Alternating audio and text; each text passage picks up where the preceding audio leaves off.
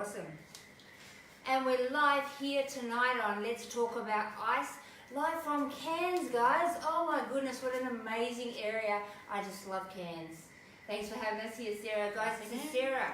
Hello. And Sarah's on the couch tonight, and she's going to be sharing with you and with me. She's going to be sharing her journey through ice addiction and now in recovery, and one of our amazing presenters up here in Cairns. So we were stoked to be able to work with her. And we went into some schools today, Sarah. We did, yes. And what schools did we go into today? Mariba High. Yep. And Dimbula State School. Wow. We just want to give a big shout out to the youth out in those schools. We really enjoyed meeting you all. We want to thank Andrew Ford. Ooh. We've got technical difficulties. Mariba High. We want to thank Andrew from Hanson Ford and Mariba Toyota for their 5-year sponsorship in that area to cover the Mariba School's education with the ARC presenters going in there every year. I'd like to say a big thank you to Christina and Lisa. You know who you are from that area. You've done an amazing job in helping us roll out this education. Wonderful people. And we're just here to help the community in those areas. Hey, they really touched my heart today. Yeah, and it was really good to be able to reach out, you know, to those people and to talk to them. Yeah, make a difference. And like, you know, the parents and people in the community went to the local supermarket and they, you know, would stop and hug us. And yeah, they saw the shirts and, hang on, waving us down. It's just great. But I can tell you that Sarah did an amazing job sharing her heart and the education in the schools today. You know, the principals, the teachers, they couldn't stop talking about how amazing the workshop was. So it was really amazing to watch her share her heart. And our heart is to stop every youth in Australia ever picking up a pipe or touching this drug, because it's going to still kill and destroy you. And our message to you out there is not even once. It goes, not even once. Alright, I've got a few announcements to make, guys. First, we had an amazing time at the Show and Shine that the Chariots put on last Saturday. Wow, what an awesome do. Renee did an awesome job being the event organiser for that, but all of the ARC head office did incredible work. Vanessa and Leanne and Kyle, but I can't mention you all, guys, I'm really sorry, but the head office team really pulled together to make this happen. The Chariots, Retro and Tony and Sean did an amazing job, you know, bringing all the bikers together from that community, and the musicians that came along. Oh my goodness, the quality of the bands was so amazing. And we had dancing shoes on, so it was really cool. There is a video going around on our page, and you can have a look at a bit of the event. But we will be making that a yearly event, along with our youth engagement event, our Not Even Once event that we're going to be hosting again later on in the year on the Gold Coast. So look out for that. That's held at the Broadwater Parklands towards the end of the year, near the breakup of school. So we are in the planning stages of that. But the bike show went off with a big bang, you know, lots of not bang, and there was lots of trophies, and we had a really good time. Lots of sausages were cooked, and we managed to raise enough funds to educate, is it 480 kids. So thank you very much, everybody that participated on the Gold Coast Show and Shine that the Chariots put on in support of Australian Anti-Ice Campaign and educating our youth against the dangers of ice. So that was an amazing day. Everybody came together. You can still get some T-shirts, I believe, that says the Chariots and the Show and Shine, and it has all the sponsors on the back. So the community really came together to help educate 480 more kids on the Gold Coast against the dangers of ice. Yeah. So I want to say a big shout out to everybody that came, and all the musicians that performed, and everybody that had anything to do with that Show and Shine. It was an amazing day. Thank you from the bottom of our heart. We really want to get the message out there. So just some up and coming events. Okay. So we've got the Adelaide Forum coming up on the 28th of this month, so that's not very far away. So if you're in Adelaide, please get in contact with us. Glenn, do we have details on our Facebook? We do have an events page on our Facebook. Adelaide Forum, I don't have the details in front of me or where that's going to be, but you can send us a message. But check out our Facebook and our webpage, www.australianantiicecampaign.org.au, and we now have all the events up there. Or you can contact our Adelaide coordinator, and you can find that on Contact Us on our webpage. And his name's Michael, and you'll be able to get your tickets through Eventbrite. But it's going to be an amazing event, that forum, because we have some state politicians coming. Is that correct? 3 state politicians coming, and yeah, it's going to be a really amazing event. The tickets are selling fast, or no, they're not selling, they're being booked up. It's a free event. Okay, we asked for a gold coin donation to help us cover costs for the event, but yes, it's a solution to the current epidemic problem that we have. So we really urge you to get down there. If you are a rehab, a detox, a service provider, we invite you to unite with us in the fight against ice and attend this forum in Adelaide. So we're looking forward to seeing you next week on the 28th. In Melbourne, Cezanne, the team leader there, has been organising the inter-school, oh dear me, I should know the name of the back into school, I think it's called. We have a gala ball that's going to take place in Melbourne at Melrose Reception. Look, my hippocampus is getting better. And that is on the 1st of September. And we're going to get to dress up.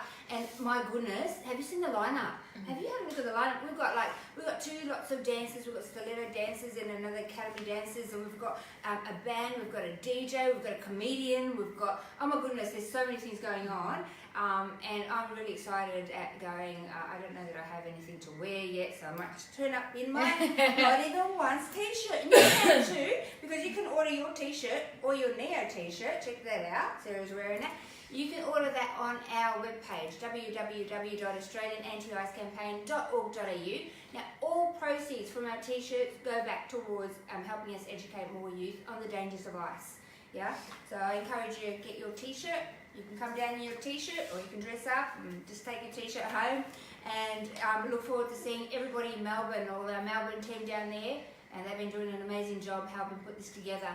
And we have a really amazing MC for the night. So he's a TV celebrity, and we've got like a Collingwood jumper that's been signed by all the AFL Collingwood players, and a football. There's some amazing prizes that are going to be there that you can take a raffle ticket for, and some silent auctions. But Cezanne has some details. It's constantly on our Facebook, and if you like further information, it's also listed on our webpage, on our events page, and our Facebook events page. But contact our Melbourne office, Cezanne there, and it's in the Contact Us tab on our webpage. So we also have Batuta. Oh my goodness, Batuta! Yeah, that's amazing. This weekend we're being part of sponsoring the Rural Drought Appeal with Carol Norman and DJ and Wayne Norman. Sorry, Wayne. My hippocampus here work too good.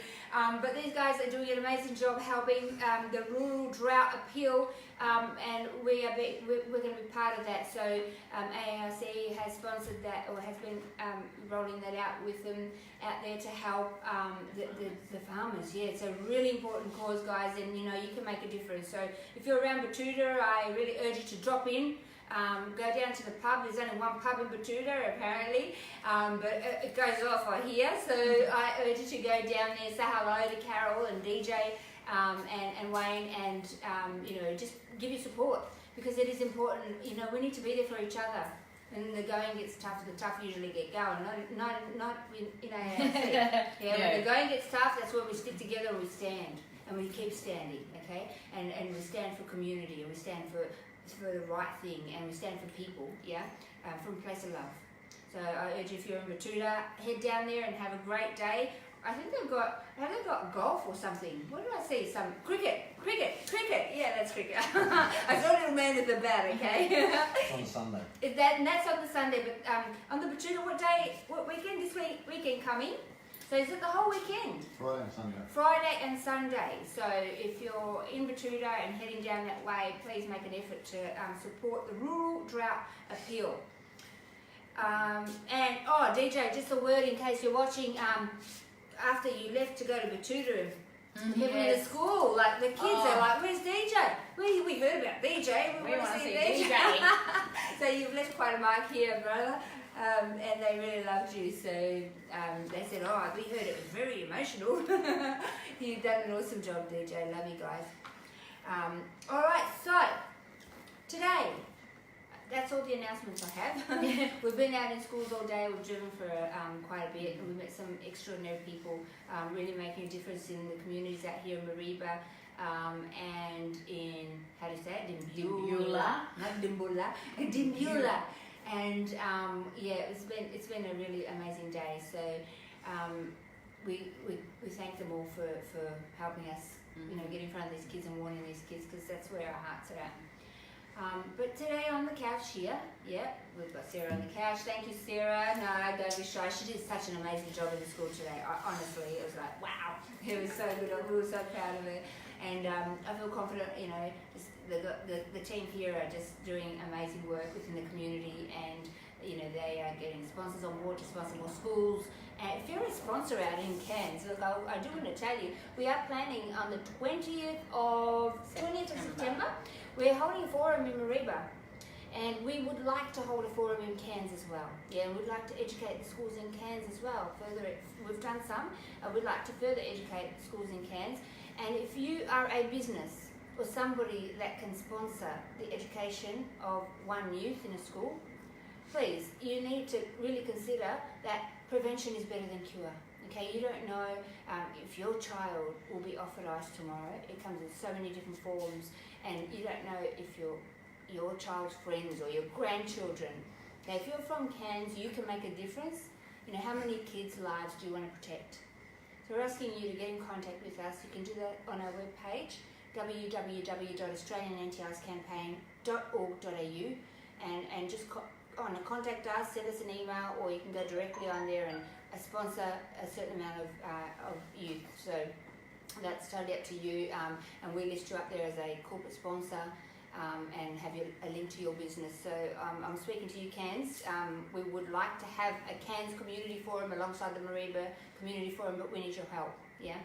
So if there's anybody in Cairns as well that would like to volunteer with us and join the team, contact us on the same web page, and we'd love to hear from you and come and meet the rest of the team here making a difference in this area. So today on the couch, I'm going to put my feet up because I know that this is a big story, and you guys are going to get a lot out of this, right? So this is all in the name of education and awareness, guys. Yeah, we are here to hope that from our experiences that you can make better choices for yourself, or get a better understanding what happens to somebody that decides to say yes to this drug. Yeah, ice. Not even once is our message. I'd like to welcome on the show Sarah. Hi. Yeah. This is Sarah from Cairns, and Sarah, thank you so much. Thank you for what you're doing in the community here. You are honestly making such a difference with what tried to kill, steal and destroy you. You've taken it and you are turning that to impact the lives of others in a positive direction. So from the bottom of our hearts, thank you, and the community in Cairns should be so grateful for you, because it's not easy, guys. It's not easy airing out your dirty laundry. It's not easy talking about some of the deepest, pain that you've been through, and you actually get to relive that. It's not easy doing that, especially in a room, with youth, and they don't know you from a bar of soap, and you're telling them some of your deepest hurts and journey, and so it is. It has taken a bit of training. It does take a bit of training to become a presenter. You do need training. Yeah. Sorry guys, my phone is ringing. Please don't ring me. You do need 12 months clean, and you do need to do dual diagnosis, and you do need to do induction, and you do need to get a blue card and a police check and regular drug tests. So there is a little bit involved. Sarah has come through that process and is now, for the first time today, was educating youth and did such an incredible job. But so thank you for agreeing to come on the couch. That's a big deal. Yeah. So I want to kind of ask you a few questions to get things started, Sarah. Sure. And just remembering that the people at home are a third person. What happened? How did your journey in drug world start? Okay, I had known this guy for a little while, and he was at my best friend's family barbecue. Nothing out of the ordinary. We started talking, we started chatting, we got to know each other, and I guess it started how you think most relationships would. Cool. Here we go. Is it back on? Yeah. All right. Okay. We just had some technical difficulties, so we're back. Sorry, guys. Sorry. So you met this guy, and Yep. you know, you started a relationship with this guy. Yes. Did you have any idea that he was using drugs? I'd been told. Yeah. I've been told that he had occasionally used drugs. Yep. And you know, he was very charming and lovely, and we spent a lot of time together. Said all the right things, I bet. Yes. Yes. And I guess it was such a whirlwind that 9 days later, it was 9, he was sticking needles in my arms. Wow. Wow. Oh my goodness. Sarah, how did you agree to that? Look, What were you thinking? I was curious. Why? You know, back in the younger days, in the high school days, you tried pot, marijuana, and didn't really do much for me. Just pretty much put me to sleep. You know, I will admit, I was curious. Yep. I thought, it can't be that bad. You know, Everybody tries something. everybody does something. Right. You know, if it's not pot, it's, you know, a little bit of this or a little bit of that. So I was curious. You know, And I guess you trusted him. I did. Yeah. I mean, we were, I guess, an item by then. Yeah. You know, and it did. It went very quickly. And to be honest, the moment that I had that first shot, I was hooked. Wow. Sarah, you know, it doesn't matter which way you take ice, whether you smoke it or inject it or take it in a pill form, or you drink it or you snort it. It affects your brain and inside your body exactly the same way. So it's no different. It gets to your brain quicker if you shoot it up. But you know, I mean, did he look like? He wouldn't. Fell in love with him, right? He mustn't have looked like a drug dealer. No, he didn't look he was what you expect to be. In the street. Oh no, he was buff. He was good looking. He was a stripper. Yeah. Okay. And handsome. yes, Wow. Yeah. And so, like, it's not like you looked at him and thought, oh, I don't want to take that because I don't want to look like that. No, exactly. Yeah, he wasn't. You know, he wouldn't walk down the street and people would go, oh, there's a junkie there. No. You know, he wasn't that type of person. No. And what is your typical stereotype junkie? I mean, it doesn't exist with ICE. No, you know, no. ICE doesn't discriminate. You know, we've got people that are lawyers and doctors and nurses and, you know, people with degrees, university lecturers and then, you know, teachers and... and you've also got 100+ kilo people. Yeah. That are also heavy, you know, drug users. Yeah. And that was my thing. I thought, I'll try it. I'm a big girl. It's not going to affect me like it affects all the others. Right, yeah. Okay. So, because generally when you do ICE, you know, you tend to lose a lot of weight, or you put on a lot of weight, right? So, and then your system gets out of whack. Yeah.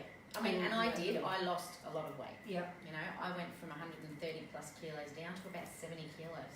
In an unhealthy In a very unhealthy way. So tell me, so then you started on that, what, did you start using weekly or? No, actually I'd probably say it was a weekly thing. Yeah. And then I got introduced to pure ice. The stuff that I began with was what they used to call jumped on. Yep. You know, it wasn't pure. What does that mean? Mixed with other things. Yep. It can be mixed with Epsom salts. There's Wow. a number of things people will use to mix it with, and I guess that makes each dose go further. Right, okay. So, So do you know what they're putting in it? not a lot of the time, no. No. That's the danger, guys, you know, you don't know what's going in there. I mean, I certainly didn't know the day that a pipe was introduced to me. And it looked so classy, you know, it didn't have ingredients written on the side, or it didn't have side effects, but, you know, it just looked like something that you smoke. It just looked like, you know, and you're talking about pot, you know, you see people that have smoked pot and they didn't die, you know, and you kind of relate this to that.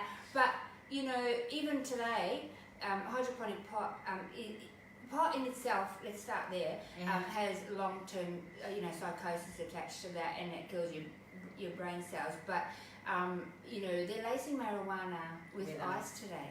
you know, so that they have repeat business quicker and a lot more of it, and they've got you've all of a sudden got a raging ice habit. Do you know what you're actually putting in your body, you know? So so then you went from that stuff. What did you call it? Pure. No, before. Jumped on. So the stuff was jumped on, right? Is that right? Yeah. Okay, Yep. cool.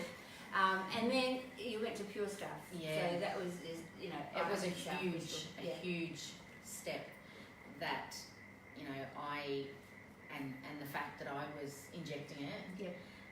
It was immediate and it was intense. Yep. And they say you have the biggest rush the first time you try it. Well, my biggest rush was the first time I tried Pure. Yep. Yep. And I thought I was hooked then. Yep. It went from a weekly, occasional thing Yep. to every day. Yep. Yep. How quickly? As in how quickly did I? How quickly did you go from taking weekly to every day? I mean, I couple know of weeks. there's no time, you know. I feel so it's really hard to go. Oh, you know, I did it like 5 times. I don't know. Everything becomes a big snowball, doesn't it? And within about a couple of weeks. Wow, that's amazing. So you were shooting up every day. Yes. And if not twice a day. And were you working at the time, or? I was working a 38-hour full-time job. Wow. At the time. And how did you shoot up in the morning or when you came home, home, or did you do it in between work hours? I did it out of work hours. Yep. At the beginning. Right. At the beginning, I was doing it out of work hours. Yep. I would come home. Yep. We would go out. I never did it at home. Yep. I had, my daughter at home. There was no way I was going to do it around her. Yep. Not that it really made it any better. Yeah. Because she was she was left without me, her mum, and she was with my grandma. Yep. So I would go out and we would shoot up and we would spend all night out. Yep. And then I would come home and sneak in the house before my mum got up for work. Wow. And then she would get up and go to work, and then I'd get my daughter off to school, and then I'd go to work. Wow. That was How long did you do that for, Sarah? about a year. Wow. And I hid it from my entire family for a year. Wow. And did they not notice that anything was going on? Mum noticed the behavioural changes in me. Yep. She noticed I was losing a lot of weight. Yep. But for her, that was a positive thing because I was a big girl. Mm-hmm. She was, you're losing weight, you're looking fantastic. And unfortunately, as much as I don't blame my mum whatsoever, that egged me to use more. Yeah. Because for once, people were noticing me. Yeah. You know? And about a year. And then it got to the point where I was leaving work at lunchtime, rocking up to a friend's place, having a shot there, and then going back to work, like fried. Yeah. It takes over, guys. Ice becomes your world very, very quickly. I mean, that's over 6 years ago. You've been doing it for 6.5 years now, Sarah. And back then, guys, the concentration. They call it the purities. I mean, it's not pure, trust me. It's pure of rubbish in there and chemicals. But the concentration of it, 6, 7, 8 years ago, was probably around at a 30% concentration level of the chemical concoction. Today on our streets, we have gear that's up to 90% concentration purity, they call it. And what that means is that it's stronger. So it hits your brain straight away and it starts to break down the neurological pathways. And I've spoken about this on other shows. What happened 8 years ago, it's detrimentally of effect right now, right instantaneously. It starts to affect your organs, your heart, and especially your brain. It hijacks your frontal lobe very, very quickly. And very, very quickly the drug becomes in charge and not the user. So you started to kind of spiral out of control. Shooting up during the day as well, and. Did you not stop to think and say, hey, this is not working, this is, something's not right, how am I gonna keep faking this, or? Yeah, and it got to the point where, unfortunately, my relationship became very violent. Yep.